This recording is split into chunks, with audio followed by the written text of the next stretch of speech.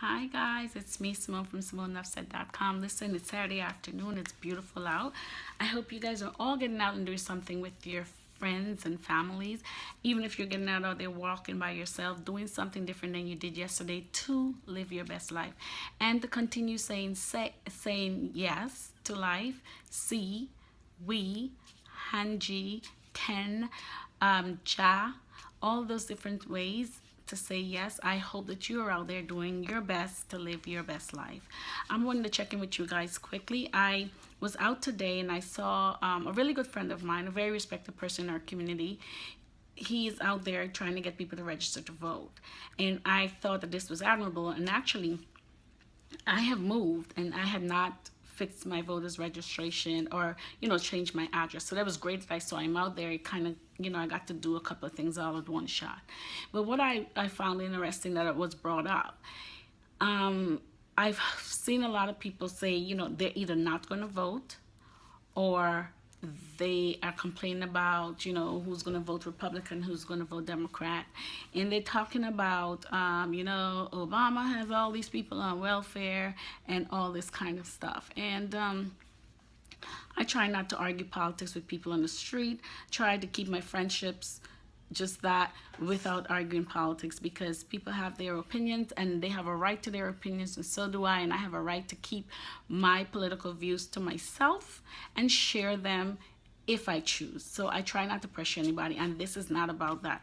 But I wanted to give you guys a couple of things. School is so important for me. You guys know I'm in school, and I am all about social justice, but I'm also about social awareness and being very informed about things. And for one of the things that I know, I looked at some of the Bureau statistics, and someone brought up, well, not someone brought up, my professor enlightened us to a book that we're going through right now, that in human services, which is what welfare is a part of, because everyone is talking about, oh, the welfare state, Obama's developed a welfare state, and all these black people on welfare, which we are not the highest minority on welfare, by the way.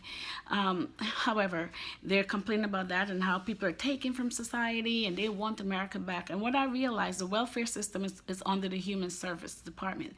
And if you really thought about it, my professor told us, or in the lecture, and I went and I did some research and I found it to be true, that in the welfare system, human services is a multi-billion-dollar empire. It's a multi-billion-dollar enterprise, and it also includes private industries like prisons.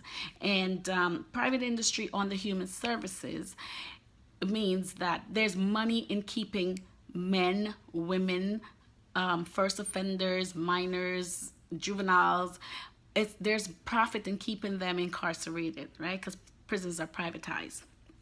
And in the human services, on all of that, welfare, let's just take welfare, what everybody cries out for.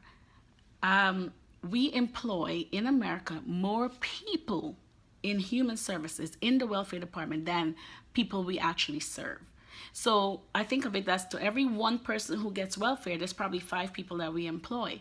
So stupid is as stupid says, right? Because if you're going to get rid of welfare, it's the baby out with the bathwater, right? If you want to get rid of it, because there are hundreds of thousands of people across America who are working as social workers, giving out food stamps or whatever, processing energy assistance papers, all of that.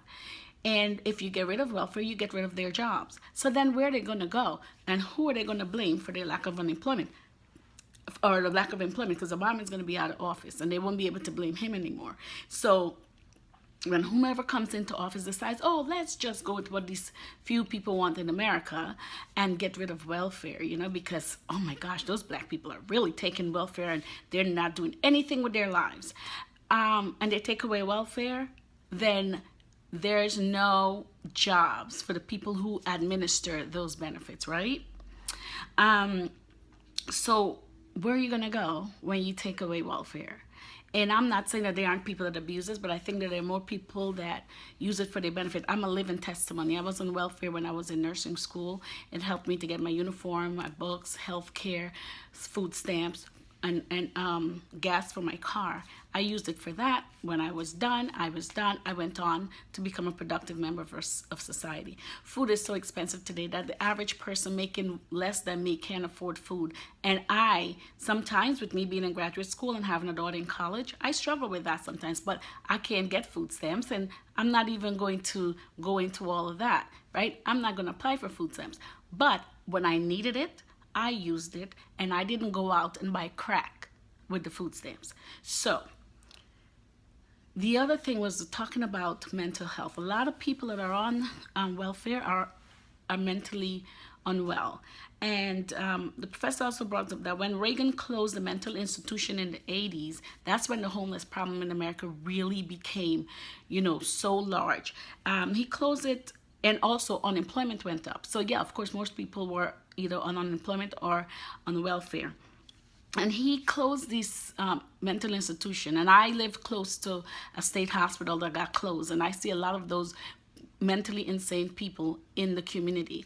And some of them may not be criminally insane, but they certainly aren't well enough to be living on the streets, living next door to you, right? So unemployment went up, homelessness went up, right? And he did this saying that these people needed to go back to their regular homes and to be able to live in their homes. But what he didn't do was, and no administration since then has done, was to provide proper service for those people who were not well enough to stay home, sick enough to be in an institution, but you sent them home with no services. So you see, when we're talking policy, when we're talking this whole political culture that's going on right now, all of the things that we want in America, and vote for this person and vote for that person because they're going to take back America, and these people are taking welfare and all this kind of nonsense. Not everybody that's on welfare is on crack and all of that. And people have to take drug tests, and people have to be means tested and all this kind of stuff. And I'm not saying that they're not people that abuse, but I'm telling you that statistics shows, because after the lecture I went and looked it up, and you can look up in your local census and bureaus and stuff like that, the Department of Public Welfare, there are more people who work for the welfare system than who actually receive welfare. So to every one person, there may be 5 caseworkers, 5 intake people. And those people, I don't know anybody that wants to be treated. But I remember when I was on welfare down in New York, you could ask my cousin. I was pregnant with my first child. I was getting evicted from my home. And I went there. And a black caseworker said to me, because she heard my accent, she said, "Oh, you're a foreigner. You foreigners should be shot. You come here and take all of our money, and you should be taken out back and shot like a cow," or some nonsense like that. But she was so demeaning that I walked away, and I didn't even get the services because I didn't know my rights, and she was talking to me like that, and it's a broken system and all of that. But there are more people employed in the Department of Public Welfare and Human Services than actually get welfare. Enough said.